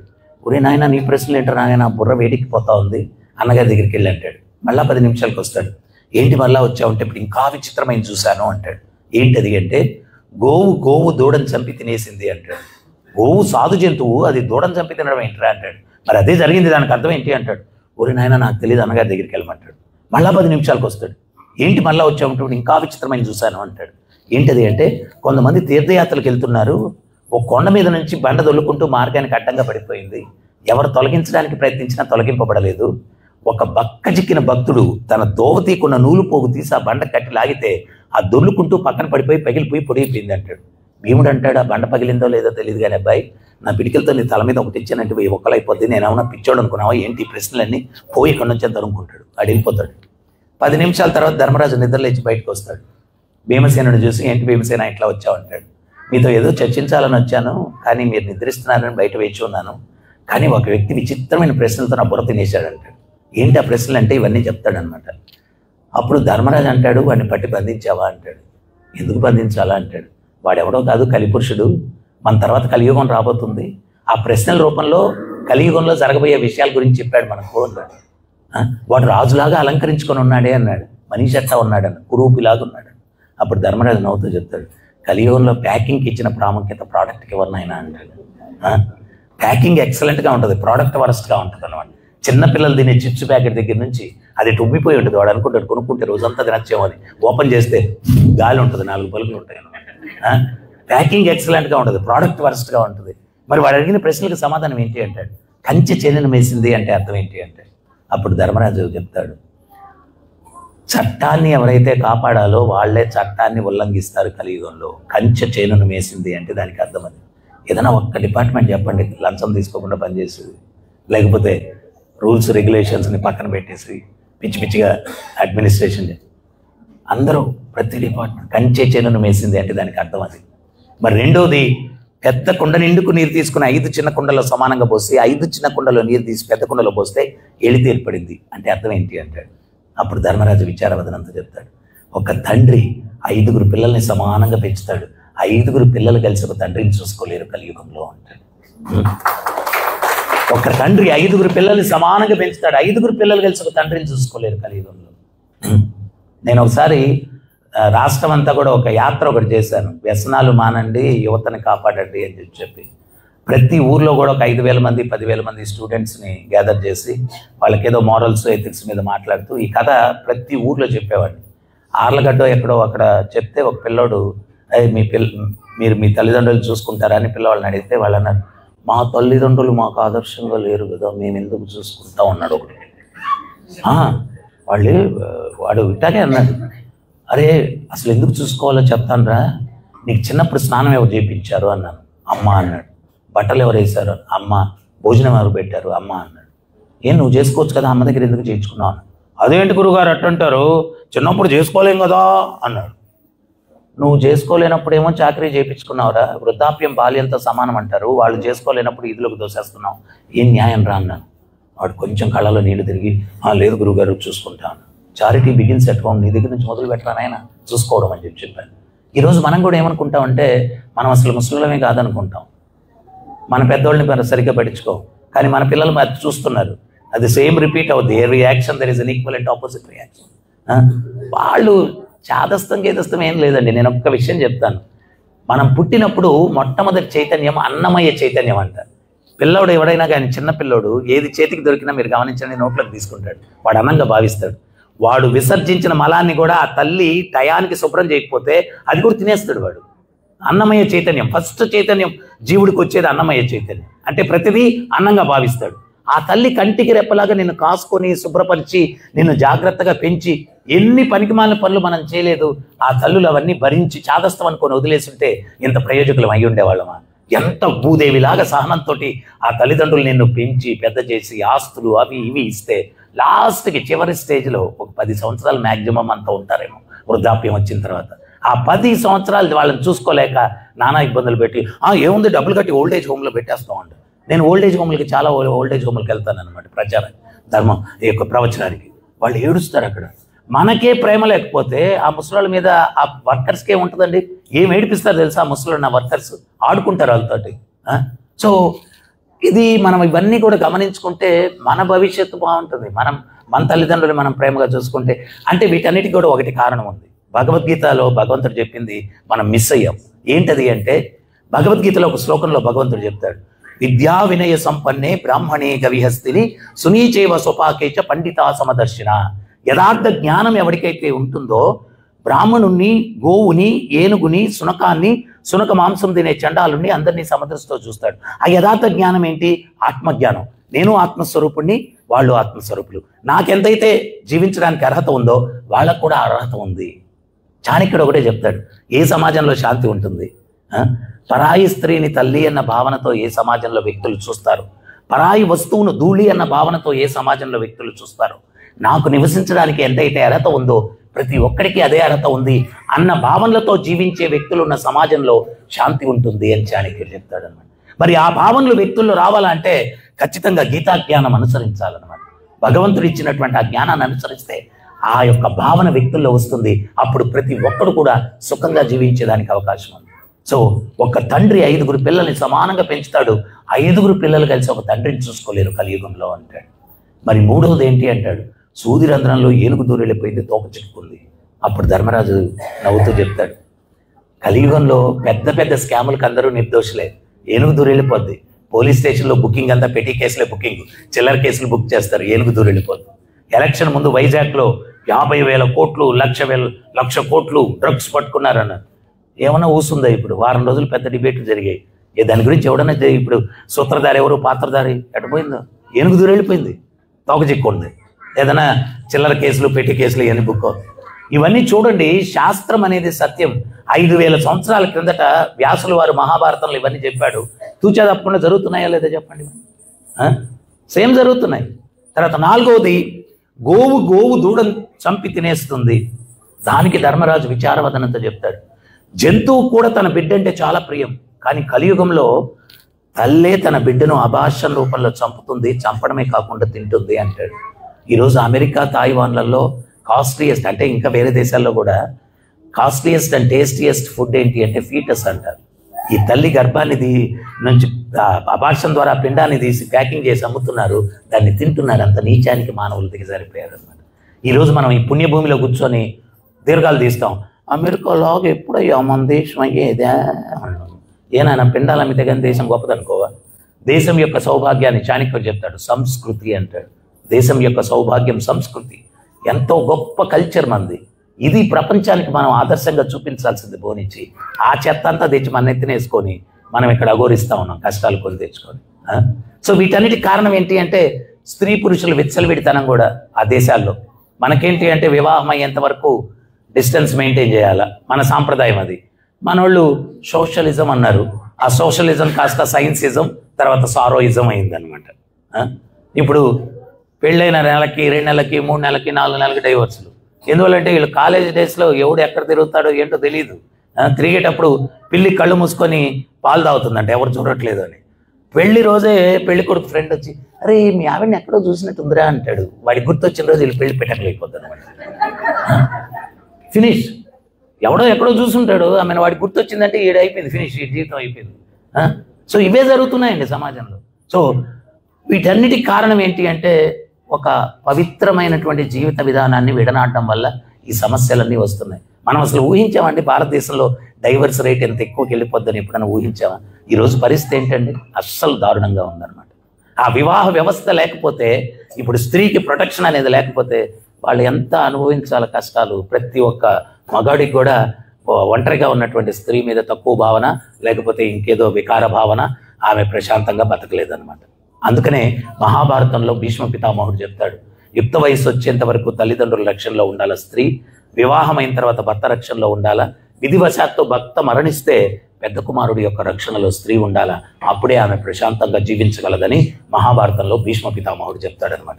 ఇవన్నీ కూడా జరగబోయే అనర్థాలను ముందు చూపుతోటి చెప్పినటువంటిది. ఇవన్నీ కూడా మనం అదేంటో శాస్త్రాలంటే అవన్నీ ఏంటి అని ఏదో పిచ్చి పిచ్చిగా మనం వాటిని నిర్లక్ష్యం చేసాం. దాని పర్యవసానాలు ఇప్పుడు ఎదుర్కొంటూ ఉన్నాం అనమాట. సో చివరిగా తీర్థయాత్రలకు వెళ్తూ ఉంటే ఒక కొండ మీద నుంచి బండ దొర్లుకొని అడ్డంగా పడిపోయింది. ఎవరు తొలగించడానికి ప్రయత్నించినా తొలగింపబడలేదు. మంచి పనులు చేయాలంటే చాలా ఆటంకాలు ఉంటాయి. చెడుకు విపరీతమైన ప్రోత్సాహం ఉంటుంది కలియుగంలో. రామాయణంలో ఒక మంచి దృష్టాంతం ఉంది. ఏంటది అంటే, రావణాసురుడు చనిపోవడానికి సిద్ధంగా ఉన్నాడంట. సిద్ధంగా ఉంటే లక్ష్మణస్వామి రాములు వారు చెప్పారు, ఆడెంత దుర్మార్గుడైనా గొప్ప జ్ఞాని, జ్ఞాన సారం ఏదన్నా ఉంటే అడిగి తెలుసుకో, మనం ఉపయోగించుకొని ప్రపంచానికి ఇస్తామని చెప్పి. అప్పుడు లక్ష్మణుడికి ఇష్టపడలేదు, వాడి దగ్గరికి పోయి జ్ఞానసారం ఏంటి అడిగే దుర్మార్గుడని. అన్నగారు చెప్పారు కదా అని వెళ్ళాడు. వెళ్ళి రావణాసురుడు తల పక్కన కూర్చొని, ఓరి నీచుడా, నికృష్టుడా, దుర్మార్గుడా అని చెప్పి స్తోత్రం మొదలుపెట్టి, ఆయన జ్ఞానివి, జ్ఞానసారం ఉంటే కొంచెం ఇవ్వు, ఏదో నలుగురికి ఇస్తామంటాడు. రావణాసురుడు ఏం మాట్లాడు, తల తిప్పుకుంటాడు. వచ్చేసి చచ్చేటప్పుడు కూడా వాడికి అహంకారం పోలేదు, జ్ఞానసారం ఏమి ఇవ్వలేదు అన్నాడు. ఎట్టడిగావు నాయన అన్నాడు. ఎట్టడిగాను, ఇది కాదు పద్ధతి అడిగేది, నేను నీకు చూపిస్తానని చెప్పి కోదండం పక్కన పెట్టి రాములు వారు వెళ్ళి రావణాసురుడి పాదాల దగ్గర కూర్చొని 2 చేతులు జోడించి దానవేంద్ర అంటూ సంబోధిస్తూ, నీకు నాకు ఏ రకమైన శత్రుత్వం లేదు, నా భార్యను అపహరించడం వల్ల నీతో యుద్ధం చేయాల్సి వచ్చింది, అయినా గొప్ప తపస్వివి, గొప్ప జ్ఞానివి, జ్ఞాన సారం ఏదన్నా ఉంటే నాకు ఇవ్వు, నేను ఉపయోగించుకొని ప్రపంచానికి ఇస్తాను అంటాడు. అంటే దానికి అశ్రు నయనాలతోటి రావణాసురుడు, స్వామి మీ సోదరుడికి మీకు ఎంత వ్యత్యాసం ఉందయ్యా, నేను చెయ్యని అపరాధం లేదు మీ పాదపద్మాలకు, అటువంటి దుర్మార్గుడిని నేను నా పాదాల దగ్గర కూర్చొని చేతులు జోడించి జ్ఞానసారం అడుగుతున్నారు. ధర్మానికి ప్రభువు మీరు, దేవదేవుడు అంటారు మిమ్మల్ని, నన్ను మీరు జ్ఞానసారం అడుగుతున్నారంటే మీ మహోన్నత హృదయానికి మీరే తార్కాణం లేదు. అయినా జీవితం చివరి దశలో ఉన్నాను, పెద్ద ఉపన్యాసాలు ఇవ్వలేను. నేను అర్థం చేసుకున్న జ్ఞానసారం ఏంటి అంటే ఒక్కటే, మంచి పనులు చేసి సుఖంగా జీవించడానికి మనిషి ఉత్సాహపడ్డు, చెడ్డ పనులు చేసి కష్టాలు కొని తెచ్చుకునే దానికి బాగా ఉత్సాహపడతాడు. సీతను అపహరించడానికి పడ్డ ఉత్సాహము తిరిగి ఆమెను అప్పగించడానికి నేను పడలేదు. అందువల్ల నాకు నా పరివారానికి ఎటువంటి దుస్థితి ఏర్పడిందో చూడండి. దయచేసి ప్రపంచానికి చెప్పండి, జ్ఞానసారం నేను అర్థం చేసుకుంది ఒకటే, మంచి పనులు చేయడానికి ఉత్సాహపడమని చెప్పండి, చెడ్డ పనులు చేయడానికి ఉత్సాహపడద్దని చెప్పండి. ఇదే నేను అర్థం చేసుకున్న జ్ఞానసారం అంటాడు. ఇదే నేను అర్థం చేసుకున్న జ్ఞానసారం. సో వీళ్ళు తీర్థయాత్రకు వెళ్తుంటే బండ అడ్డంగా పడిపోయింది.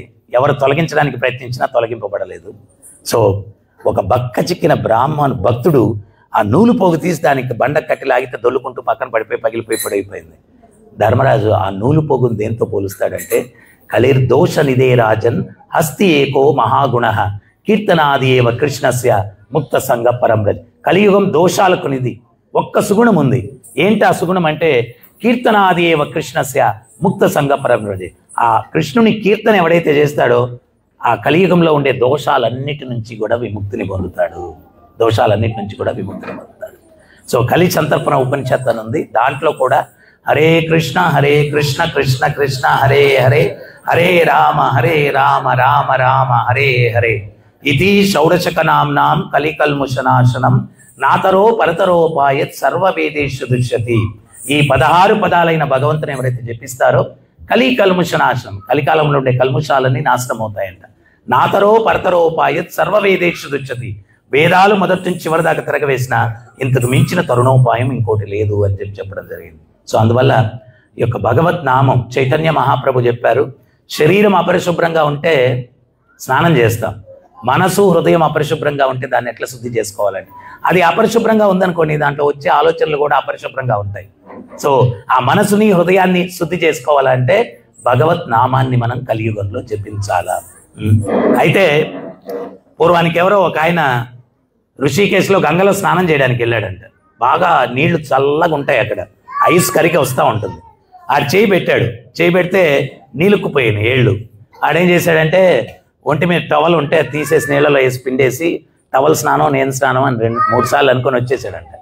వాడికి ఇంకోటి ఎదురయ్యాడంట, ఏంట్రా చలికి స్నానం చేసావు అన్నాడంట. అరే ఏం చేస్తాం, చల్లగా ఉన్నాయి నీళ్లు, చస్తాం రా అన్నాడు. మరి ఏం చేసావు అన్నాడంట. టవల్ నీళ్ళలో పిండేసి టవల్ స్నానం నేను స్నానం అనుకొని వచ్చాను రా అన్నాడంట. వాడేం చేశా అంటే వీడి మీద చేయి పెట్టి నువ్వు స్నానం నేను స్నానం, నువ్వు స్నానం నేను స్నానం అన్నాడంట. సో ఇటువంటి స్నానం వల్ల శుద్ధి జరగదు. సో అందువల్ల ఇది ఎందుకు చెప్పాను అంటే, మీరు ప్రతినిత్యం ఈ భగవత్ నామాన్ని జపిస్తే ఖచ్చితంగా మీ జీవితంలో మార్పు గమనిస్తారు. చాలా ప్రశాంతంగా ఉంటుంది. మన్ అంటే మనసు, త్రా అంటే మనసులోని కల్ముషాలను తొలగించేది. మంత్ర అంటే వెరీ మీనింగ్ ఆఫ్ మంత్ర అది అనమాట. మన్ అంటే మనసు, త్రా అంటే మనసులోని కలతలను, యాంగ్జైటీస్ అవి తొలగించేదనమాట. ఒక గురువుగారి దగ్గరికి ఒక శిష్యుడు వచ్చి, మీరు ధర్మం గురించి ప్రచారం చేయమంటున్నారు గురువుగారు, కానీ ఎవరు వినట్లేదు ఈ కలియుగంలో. ఇదేంటి వేమూరు అపార్ట్మెంట్, వెలమూరి అపార్ట్మెంట్లో ఉండేవాళ్ళు బుద్ధిమంతులు ఏదో కూర్చున్నారు, అన్ని దగ్గరలో వినట్లేదండి ప్రవచనాలు, వాళ్ళని ఎట్లా కన్విన్స్ చేయాలా, ఎట్లా ధర్మం గురించి చెప్పాలా అన్నాడంట. అంటే అప్పుడు గురువు గారికి కొంచెం మధ్య మధ్యలో ఉపన్యాసంలో గొంతు తడుపుకునేదానికి ఒక గ్లాసులో నీళ్లు పెట్టున్నారంట. ఆయన ఆ గ్లాస్ తీసి చేతిలో ఇట్లా ఎత్తి పట్టుకొని, శిష్య ఒక 10 నిమిషాలు నేను ఇట్లా ఎత్తి పట్టుకుంటే ఏమవుతుంది అన్నాడంట. ఏం కాదు గురువుగారు అన్నాడంట. గంట సేపు పట్టుకుంటే చేయి లాగేస్తుంది అన్నాడు. రోజంతా పట్టుకుంటే చేయి ప్యారలైజ్ అయిపోద్ది అన్నాడంట. కింద పెట్టేస్తే హ్యాపీగా ఉంటారు అన్నాడంట శిష్యుడు. అప్పుడు గురువుగారు అన్నారంట, మనసులో కష్టం 10 నిమిషాలు మోస్తే పర్వాలేదురా, గంట సేపు మనసులో కష్టం మోయాలంటే చాలా దుర్భరంగా ఉంటుంది, రోజంతా మనసులో కష్టాలు మోయాలంటే ఇంకా దుర్భరంగా ఉంటుంది. ఎప్పటి కష్టాలు అప్పటికప్పుడు దించి పెట్టేసేదానికి ఆధ్యాత్మికత ఉపయోగపడుతుంది. ప్రతి ఒక్కడికి అవసరం ఆధ్యాత్మికత, అది పోయి చెప్పు అందరికీ అన్నాడు. ఆ మనసులో కష్టాలు ఎప్పటికప్పుడు దించేసేదానికి ఆధ్యాత్మికత ఉపయోగపడుతుంది. మన పూర్వీకులు నిజమండి, నేను చెప్తున్నాను కదా, సాయంత్రం అయితే గుడికి వెళ్తే ఇట్లాంటి ఉపన్యాసం అయితే జరిగేది. వాళ్ళు రోజులో వ్యాపారంలోనో ఉద్యోగంలోనో పనిలోనో టెన్షన్స్, ఆ ఉపన్యాసంలో కూర్చొని అవన్నీ అక్కడ వదిలేసి గుళ్ళో ఇంటికి వెళ్ళిపోయి ప్రశాంతంగా పడుకునేవాళ్ళు. ఇప్పుడు పెద్ద సమస్య ఏంటంటే నిద్ర పట్టట్లేదు. మొన్న నేను హైదరాబాద్కి వెళ్తే 2 దంపతులు వచ్చారు. వచ్చి భార్య భర్త మీద కంప్లైంట్ ఇస్తుంది. ఏమనంటే, గురువుగారు ఈయన పడుకుంటాడు, నిద్రపోడండి అని. ఏం చేస్తాడమ్మా అన్నాను. ఆయన అటు ఇటు దొరుకుతూ అంటుంటాడు గురువుగారు అన్న. నేను అన్నాను, ఏంటయా ఈ మ్యూజిక్ ఏంటి, ఏమన్నా ఇది కొత్త సంగీతమా అన్నాను. కాదు గురువుగారు, రోజంతా వ్యాపారంలో టెన్షన్స్, పడుకుంటే అవన్నీ గుర్తొస్తాయి, నిద్ర పట్టట్లేదు, అందుకని చెప్పి అంట దొలుతూ ఉంటాను అన్నాడు. అప్పుడు నాకు ఒకటి గుర్తొచ్చింది, పురంధరదాస్ అని మన అన్నమయ్యలాగా కర్ణాటకలో ఆయన ఒక పెద్ద వాగ్గేయకారుడు అనమాట. ఆయన ఒక కీర్తన పాడతాడు. ఏం పాడతాడంటే, నరజన్మ బంధాగ నాలికే ఇరువాగ కృష్ణ అనబారది. నరుడి జన్మం ఎత్తిన తర్వాత నాలుకన్న దున్న తర్వాత కృష్ణ అని ఎందుకు అనకూడదు? కృష్ణ కృష్ణ అందురే కష్టవులిస్టిల్ల. కృష్ణ కృష్ణ అని ఎవరైతే అంటారో కష్టాలు ఇంత కూడా ఉండవంట. అప్పుడు ఇది చెప్పి అతనికి చెప్పాను, నాయనా నువ్వు మానేయాలంటే రోజు కృష్ణ కృష్ణ అనవయ్యా అన్నాను. లేదు నాకు ఇదే బాగుంది అంటే, నీకు బాగుందేమో మీ ఆవిడికి బాగలేదని చెప్పి. నీకు బాగుందేమో మీ ఆవిడికి బాగలేదయ్యా, నిద్ర పట్టట్లేదట, రోజు రోజుసేపు జపం చెయ్యి, ప్రశాంతంగా నువ్వు పడుకో, ఆమెను కూడా పడుకో నువ్వు అని చెప్పి చెప్పారు. సో మీరు కూడా అంటారా లేకపోతే కృష్ణ అంటారా చెప్పండి? ఎంతమంది కృష్ణ అంటారు? హరే కృష్ణ హరే కృష్ణ కృష్ణ కృష్ణ హరే హరే హరే రామ హరే రామ రామ రామ హరే హరే. చివరిగా ఒక కథ చెప్పి ముగిస్తానండి నేను. ఎందుకంటే భగవంతునికి శరణాగతి పొందితే భగవద్గీతలో ఒక హామీ ఇస్తున్నాడు భగవంతుడు. నమే భక్త ప్రణశ్యతి, నా భక్తుడు నష్టపోడు అర్జున, ప్రపంచానికి చెప్పు అంటాడు. మీకు అందరికీ తెలిసి కదా, అయితే సగమే తెలిసి ఉంటుంది, పూర్తిగా తెలిసి ఉండదు అనమాట. యుద్ధం ఎప్పుడైతే నిర్ణయింపబడిందో దుర్యోధనుడు అర్జునుడు సహాయానికి కృష్ణుడి దగ్గరికి వచ్చారు. మొదట దుర్యోధనుడు వచ్చాడు. కృష్ణుడు అట్లా పడుకొని ఉన్నాడు నిద్రపోయినట్టుగా. ఆడొస్తే 2 సింహాసనాలు ఉన్నాయి, కాళ్ళ దగ్గర ఒకటి ఉంది, తల దగ్గర ఒకటి ఉంది. అప్పుడు ఆడు మొదట కాళ్ళ దగ్గర కూర్చోబోయి, గోవుల్ని మేపుకునే గోపాలుడు కాళ్ళ దగ్గర కూర్చోవడం ఏంటని చెప్పి తల దగ్గర కూర్చున్నాడు. అర్జునుడు వచ్చాడు, పాదాలు నమస్కరించుకొని పాదాల దగ్గర ఉండే సింహాసనం మీద కూర్చున్నాడు. కృష్ణుడు లేచాడు. లేచేటప్పుడు ఎవరు వెనక్కి చూసి లేరు కదా, ముందుండే వాళ్ళు అర్జునుడిని చూశాడు. చూసి యోగక్షేమాలన్నీ అడుగుతున్నాడు. వీడేమో టెన్షన్, నేను ముందు వచ్చాను, నన్ను చూడలేదు అని టెన్షన్. అంటే ఆచార్యులు ఏం చెప్తారంటే, భగవంతునికి శరణాగతి పొందకపోతే ఈ దుర్యోధనుడి పరిస్థితి ఉంటుంది, ఎప్పుడు టెన్షన్ ఉంటుంది లైఫ్లో. ఆ శరణాగతి పొందితే ఆయనది బాధ్యత జీవితం. సో ఏం అర్జున అది ఇది అని చెప్పి మళ్ళీ మరీ ఎక్కువ టెన్షన్ పెడితే యుద్ధానికి ముందే పోతాడేమో అని చెప్పి వెనక్కి తిరుగుతాడు. తిరిగితే ఆ స్వామి నేను ముందు వచ్చాను అది ఇది అంటాడు. ఏమయ్యా వచ్చారంటాడు. యుద్ధం నిర్ణయింపబడింది కదా, సహాయం కోసం వచ్చావు అంటాడు. అప్పుడు కృష్ణుడు అంటాడు, సరేను బాగానే ఉంది, నేను ఒక పక్షాన ఉంటాను, 10,000 నారాయణ సైన్యం నాతో సమానమైన వాళ్ళు యోధులు, వాళ్ళు ఒక పక్షాన ఉంటారు. అయితే నేను యుద్ధం చేయను, ఆయుధం పట్టను. అంటే కృష్ణుడు ప్లాన్ ఏంటి అంటే, పొరపాటున 10,000 నారాయణ సైన్యాన్ని అర్జునుడు తీసుకుంటే ఈయన కృష్ణుడు కౌరవ పక్షా నుండి యుద్ధం చేస్తే మళ్ళీ వాళ్ళు గెలిచేస్తారు కదా, అందుకని మొదట్లోనే ప్లాన్ చేసుకొని నేను ఆయుధం పట్టను, యుద్ధం చేయను అన్నాడు.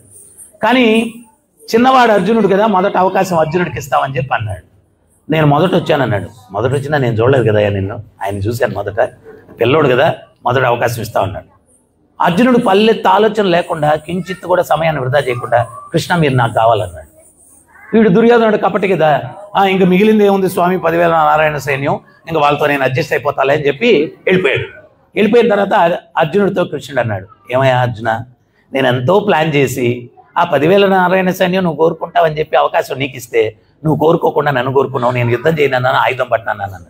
అప్పుడు అర్జునుడు ఏమన్నాడంటే, స్వామి 10,000 నారాయణ సైన్యం మా పక్షాన ఉండి యుద్ధంలో మేము విజయం సాధించి ఆ విజయోత్సాహాన్ని పంచుకునేదానికి మీరు లేనప్పుడు ఆ విజయం మాకు దేనికయ్యా అన్నాడు. ఆ విజయం మాకు దేనికయ్యా అన్నాడు. అప్పుడే భగవంతుడు నిర్ణయించాడంటే, ఇంత శరణాగతి పొందినటువంటి వీళ్ళని కాపాడకపోతే ఇంకెవరిని కాపాడుతాను నేను అని చెప్పి సరేనని చెప్పి యుద్ధం మొదలైంది. 10 రోజులు యుద్ధం జరిగిన తర్వాత భీష్ముడిని పిలిచి ఈ దుర్యోధనుడు దుశ్శాసనుడు అందరూ కూడా నోటుకొచ్చినట్టు మాట్లాడారు. ఏమయ్యా వీరుడు సూర్యుడు అని చెప్పి సేనాధ్యక్షుడిని చేస్తే ఒక్క పాండవుని కూడా చంపలేదు, 10 రోజులు అయిపోయింది, నీ వీరత్వం దేనికి, అది ఇదని చెప్పి నోటుకొచ్చినట్టు మాట్లాడారు. మాట్లాడితే భీష్ముడికి కోపం వచ్చింది. క్షత్రియుడు కదా, శౌర్యం ఉంటుంది, భీకరమైన ప్రతిజ్ఞ చేశాడంట. ఆపండి మీ ప్రగల్భాలు, రేపు సూర్యాస్తమం లోపల నేనన్నా జీవించి ఉండాలా, పాండవులన్నా జీవించి ఉండాలని శపథం చేశాడంట. ఇది అయిపోయిందా, కృష్ణుడు అర్జునుడి గుడారం దగ్గరికి వచ్చాడంట. అర్జునుడు శుభ్రంగా తినేసి పనుకొని ఉరకబెట్టి నిద్రపోతున్నాడంట. కృష్ణుడు తట్టి లేపాడంట. అర్జున లేవయ్యా అన్నాడు. ఏంటి స్వామి ఇట్లా వచ్చారన్నాడు. కౌరవుల క్యాంపులో ఏం జరిగిందో తెలుసా అన్నాడు. వేగులు చెప్తే విన్నాను స్వామి. ఏం విన్నావు అన్నాడు. భీష్ముడు భీకరమైన ప్రతిజ్ఞ చేశాడు, రేపు సూర్యాస్తమం లోపల ఆయనన్నా జీవించి ఉండాలి, మేమన్నా జీవించి ఉండాలి. అంత భీకరమైన ప్రతిజ్ఞ భీష్ముడు చేస్తే నువ్వు ఎట్ట నిద్ర పట్టిందా, నీకు ప్రశాంతంగా పడుకొని ఉన్నావు అన్నాడు. అప్పుడు అర్జునుడు అన్నాడంట, ఎవరు మేల్కొని ఒక నిర్ణయం చేస్తే ఆ నిర్ణయం ప్రకారం జరిగేటప్పుడు నేను మేల్కొని ఏం చేస్తాను స్వామి, మీరు మేల్కొని ఉన్నారు కదా, మీరు ఒక నిర్ణయం తీసుకున్నాను అంతేనంటావా? ఎవడన్నా భగవంతుడికి శరణాగతి పొందితే ఎంత టెన్షన్ పరిస్థితుల్లో కూడా అర్జునుడిలాగా పీస్ఫుల్గా పడుకోవచ్చు, లేకపోతే అనుకోవచ్చు. ఏది కావాలో మనం నిర్ణయించుకోవాలా. శరణాగతి పొందితే ఆయనది బాధ్యత, మనకేముంది నొప్పి. ఈయన అర్జునుడు అదే కదా కాన్సెప్ట్. మీరు మీ ఇష్టం, మీకు నేను సరెండర్ అయిపోయాను, మీ ఇష్టం అంతేనంటావన్న. స్వామి రేపు మళ్ళీ యుద్ధం చేయాలి, నన్ను వదిలిపెట్టేస్తే పనుకుంటా అన్నాడు. సరే పనుకో అన్నాడండి. నేరుగా ద్రౌపది దగ్గరికి వెళ్ళాడు కృష్ణుడు. అమ్మ ద్రౌపది రా నా దగ్గరికి అన్నాడు. ఏంటి స్వామి ఎక్కడ, ఏం అడగద్దు రామా అన్నాడు.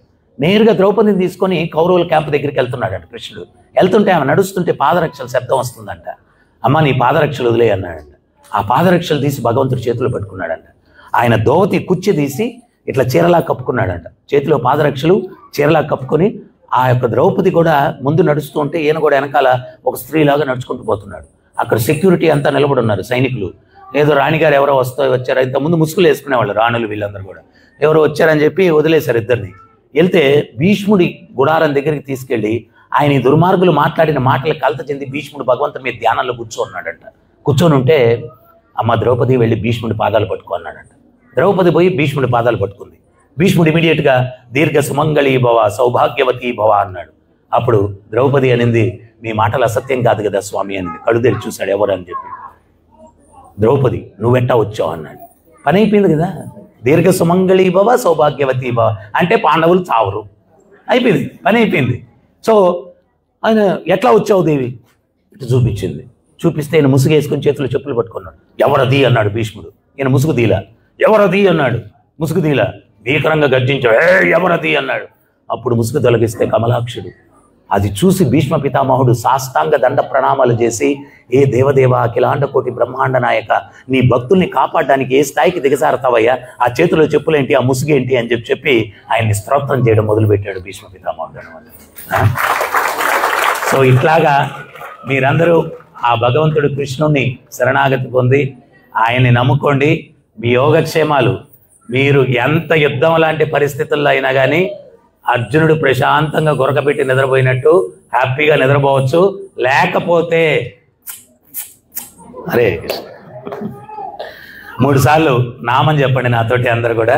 హరే కృష్ణ హరే కృష్ణ కృష్ణ కృష్ణ హరే హరే హరే రామ హరే రామ రామ రామ హరే హరే హరే కృష్ణ హరే కృష్ణ కృష్ణ కృష్ణ హరే హరే హరే రామ హరే రామ రామ రామ హరే హరే హరే కృష్ణ హరే కృష్ణ కృష్ణ కృష్ణ హరే హరే హరే రామ హరే రామ రామ రామ హరే హరే. నామం చేసేటప్పుడు చేతులు ఎందుకు ఎత్తుతాము అంటే శరణాగతి. ద్రౌపది మొదట అనుకునిందంట దుశ్శాసనుడు చీరలు అవుతుంటే, నన్ను నేను రక్షించుకోగలను, నేనేమన్నా సామాన్యంగా పుట్టానా, యజ్ఞంలో పుట్టాను నేను, అది ఇది అని చెప్పాను. కానీ ఆమె వల్ల కాలేదు, ఒక చేయి ఎత్తింది, అప్పటికి కూడా కాలేదు. అప్పుడు 2 చేతులు పైకెత్తి పూర్ణ శరణాగతితోటి ఏ కృష్ణ కరుణ ఆసిందో దీనబంధో జగత్పతే గోపేశ గోపికా కాంత రాధా కాంత నమోస్తుతే అని చెప్పి 2 చేతులు పైకెత్తి శరణాగతితో పిలిస్తే అప్పుడు కృష్ణుడు ఆయన ప్రత్యక్షమయ్యాడనమాట. సో అట్లాగా మనం ఏంటి అంటే ఆ శరణాగతి అనేది. తర్వాత మీకు ఇంకొక విషయం కూడా చెప్తాను. మీరెంత నామం చేస్తారో ఇతరులకు కూడా కొంచెం చెప్పండి నామం చేయమని. వాళ్ళకు కూడా సహాయపడిన వాళ్ళం అవుతాం అనమాట.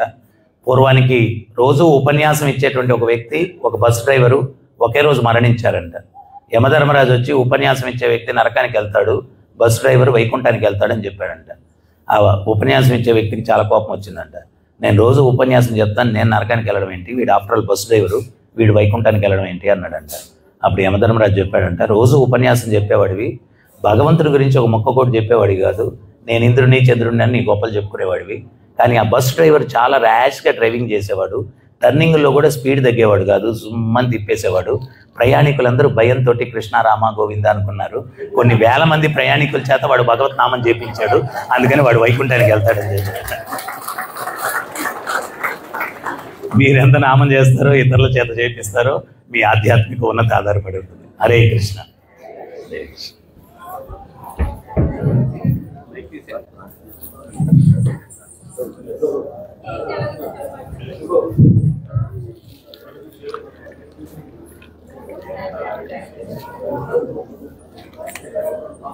వాళ్ళు ఎవరన్నా మాట్లాడతారా? ఏదన్నా లాస్ట్ లాస్ట్లో ఏమన్నా మాట్లాడతారా? ఏమన్నా డౌట్స్ ఏమన్నా?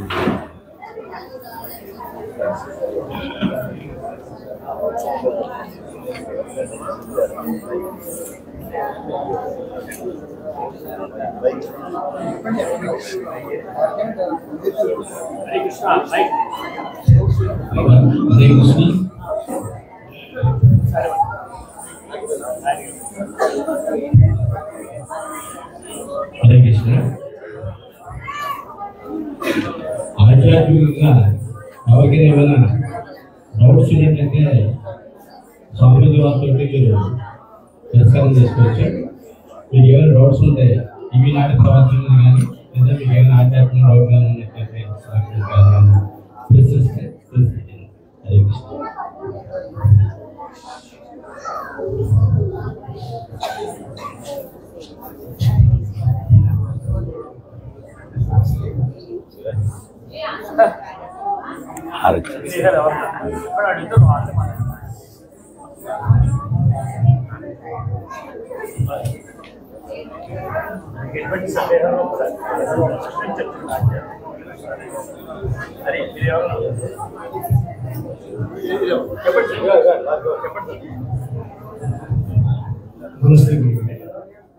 ఇప్పుడు యాక్చువల్గా కర్మ సిద్ధాంతం రిఫరెన్స్ దాంట్లో సెకండ్ చెప్తా, అంటే అది లేటెస్ట్ వచ్చింది. బట్ కర్మ సిద్ధాంతం మనం ఎప్పుడో చెప్పు, ఏ కర్మ చేసుకుంటే అది ఫస్ట్ డిక్లేర్డ్. అసలు ఫస్ట్ మనిషి ఇద్దరు పుట్టిన తర్వాత ఆ మనిషికి చెడు చేయాలన్న ఆలోచన అసలు దేవుడు ఎందుకు కలగజేశాడు? మంచి చేద్దామన్న ఆలోచన వచ్చినప్పుడు చెడు చేద్దామన్న ఆలోచన అంటే కొంతమంది ఉంటారంటే ఆ విచక్షణ జ్ఞానాన్ని మనిషికే ఇచ్చాను, మంచి చెడు అని. అసలు చెడు అనే కాన్సెప్ట్ లేకుండా మంచి చేసేట్టుగా ఉంటుంది. అసలు ఈ ఇంత ఇబ్బంది ఉండేది కాదు, వీరికి సంపడాల్సిన పని ఉండేది కాదు. అసలు దేవుడు ఎందుకు ఈ విధంగా మంచి చెడు తీసుకొచ్చాడు? ఆలోచన, అసలు చెడు అన్న ఆలోచన ఎందుకు పంపించాడు? అది లేకుండా ఉంటే బాగుండేది.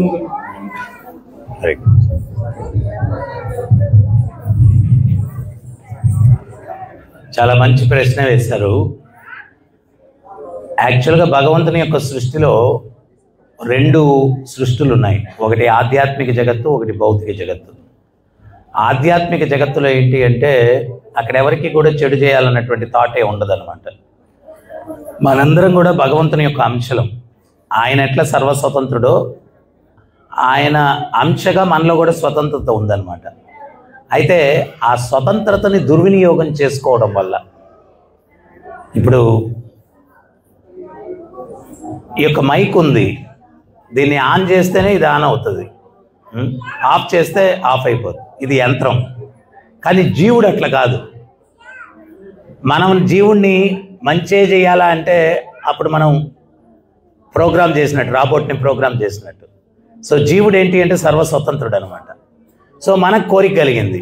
ఏమని కోరిక కలిగింది అంటే ఇప్పుడు తల్లి వంట చేస్తుంటే పిల్లోడు వెళ్ళి అమ్మ నేను కూడా వంట చేస్తా అంటాడు. వద్దురా ఒళ్ళు కాల్చుకుంటావు అంటే వినడు, మొండికేస్తాడు. అప్పుడు ఆ తల్లి ఏం చేస్తుందంటే ఒక నమూనా బుడ్డీలో ఒకటి తీసి వాడికి ఇచ్చేసి చేసుకోరా అంటుంది. మనం కూడా భగవంతునితో ఆ స్వతంత్రతతోటి పోటీ పడ్డాం. మీరైనా దీనంతా సృష్టిని మేనేజ్ చేయడం, నేను కూడా మేనేజ్ చేస్తానని పోటీ పడ్డాం. భగవంతుడు నీ వల్ల కాదయ్యా, నేను విభువు నువ్వు అణువు అంటే వినలేదు. అప్పుడు భగవంతుడు ఏం చేశా అంటే తల్లి ఎట్లాగా ఒక బుడ్డీలు ఇచ్చి వాడిని వంట చేసుకోమంటదో ఈ నమూనా ప్రపంచాన్ని ఒకటి సృష్టించి ఇక్కడికి మనల్ని పంపించాడు. మంచి ఉద్దేశంతోనే పంపించాడు. ఏదో నువ్వు ఇండిపెండెంట్గా ఎంజాయ్ చేయాలా, ఇప్పుడు పిల్లోడు పెళ్లి చేసుకోగానే వేరు కాపురం పెట్టాలంటాడు. ఆ టైప్లో నేను వేరు కాపురం పెట్టాలంటే భగవంతుడు ఇక్కడికి పంపించాడు. అయితే ఇక్కడ మనకిచ్చిన స్వతంత్రతని మనం ఈ యొక్క ప్రకృతి గుణాల వల్ల మనం కంటామినేట్ అవడం వల్ల మనం ఆ స్వతంత్రతను దుర్వినియోగం చేసుకుంటున్నాం. ఆ స్వతంత్రత తీయకపోతే మనం రాబోస్లాగా, రాబోకి ప్రోగ్రామ్ చేస్తే గుడ్ మార్నింగ్ అని ఉదయంతో 7 గంటలకు చెప్పమంటే అది 7 గంటలకు గుడ్ మార్నింగ్ చెప్తుంది. కానీ దాంట్లో ఫీల్ ఏముంటుంది? స్వతంత్రంగా ఎవడన్నా గుడ్ మార్నింగ్ అని చెప్తే హ్యాపీ. మనం ఒక యంత్రాన్ని పెట్టుకొని రోజు నాకు అది గుడ్ మార్నింగ్ నువ్వే ప్రోగ్రామ్ ఫీడ్ చేసావు దాంట్లో 7 గంటల గుడ్ మార్నింగ్ చెప్పమని చెప్పి.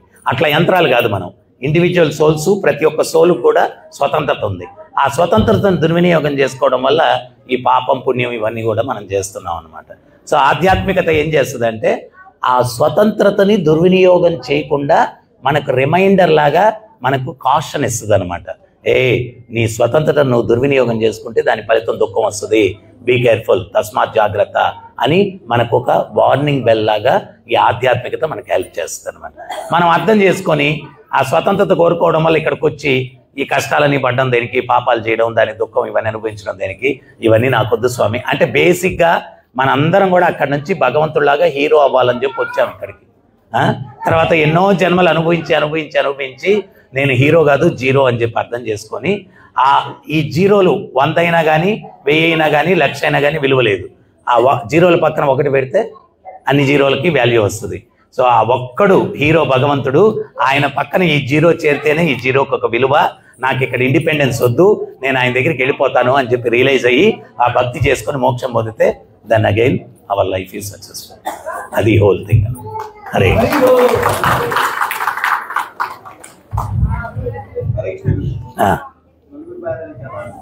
నలుగురు భార్యలు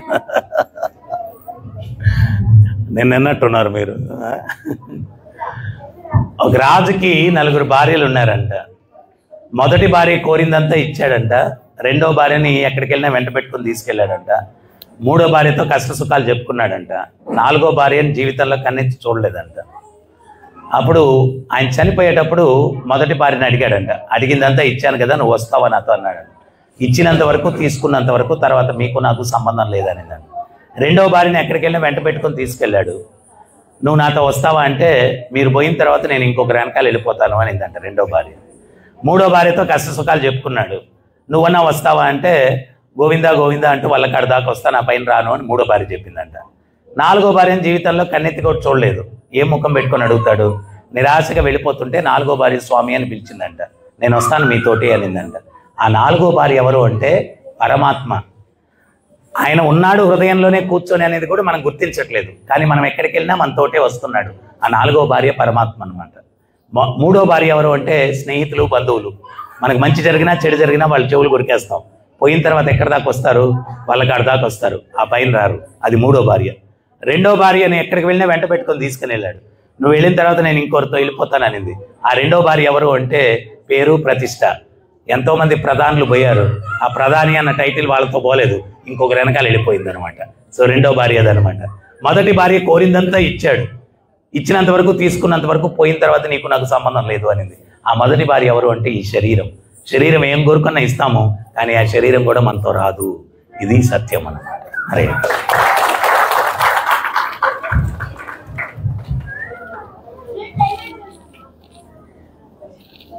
సో ఇంకా హారతి చేసి అందరం ప్రసాదాలు తీసుకుని వెళ్దాం.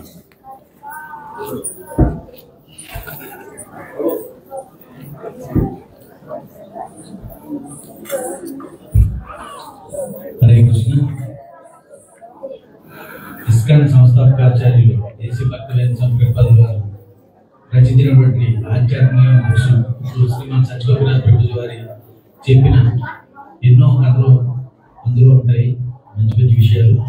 బుక్స్ తక్కువ మాత్రమే తెచ్చాం. ప్రతి ఒక్కరు కూడా ఈ ఆధ్యాత్మిక బుక్స్ తీసుకోండి. ప్రభుజీ చేతుల మీద భగవద్గీత తీసుకోవాలనుకున్న వాళ్ళు అక్కడ కొనుక్కొని ప్రభుజీ దగ్గర సంతకం పెడతారు. హరే కృష్ణ సంతకం పెట్టిస్తారు.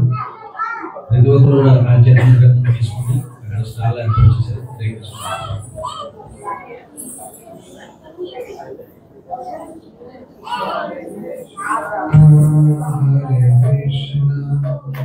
Krishna Krishna Hare Rama Hare Rama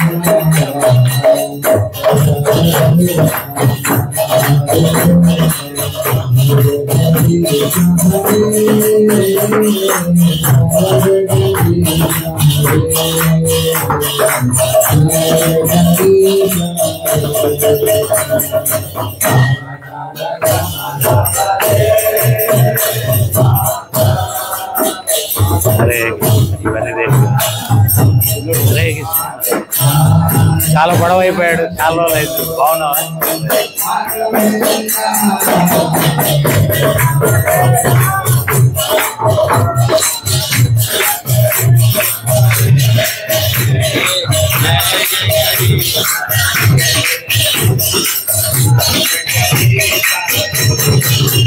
జయ నరసింహదే